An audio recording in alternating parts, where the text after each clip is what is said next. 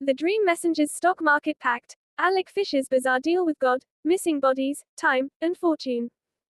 Alec Fisher prayed for good luck before entering the stock market. During the prayer, he promised God that if his investments succeeded, he would do anything in return. He spoke without hesitation because the words felt easy in the moment. His portfolio exploded over the next year.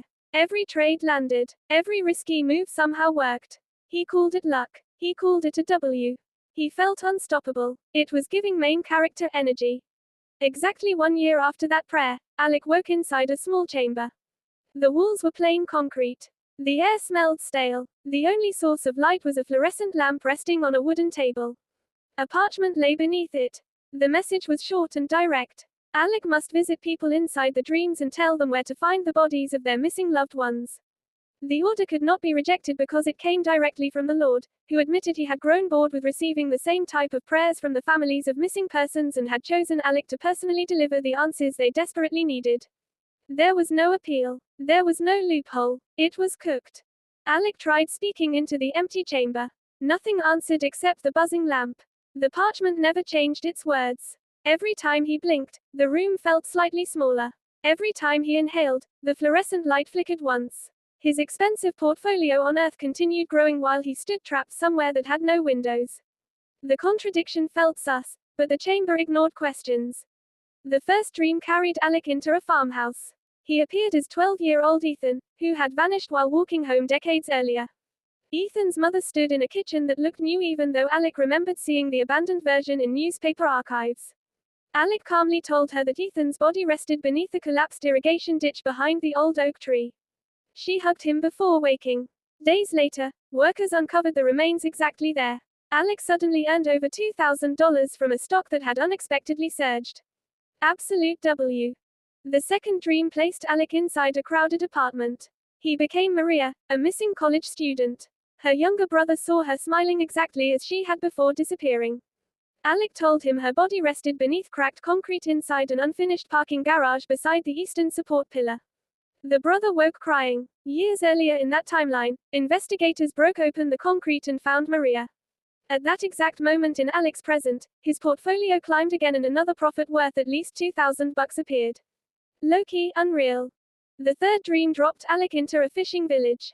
He wore the face of an elderly fisherman named Harold. Harold's wife listened quietly while waves crashed outside. Alec explained that Harold's body had become trapped beneath a rusted anchor inside a forgotten cove beyond the northern cliffs. She accepted every word without panic because dreams often made impossible things feel normal. Searchers later recovered Harold. Alec received another market gain worth at least $2,000. The chart looked cracked. The fourth dream led Alec into a tiny bedroom where a little sister slept holding a faded stuffed rabbit. Alec appeared as her older brother Noah, missing for years. He told her his body rested inside a sealed train tunnel behind loose maintenance bricks marked with faded red paint. She woke and repeated every detail to adults. The tunnel was opened in their own time, and Noah was finally found. Alec's brokerage account instantly reflected another profit exceeding $2,000. Straight fire. The fifth dream unfolded inside an old hospital room.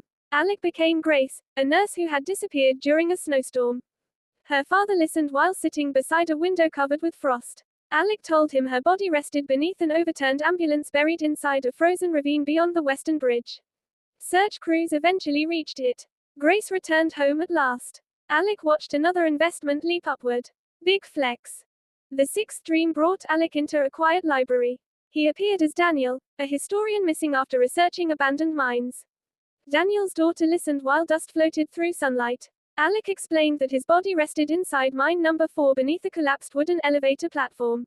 She remembered every word after waking. The mine was searched in her own era, and Daniel was recovered.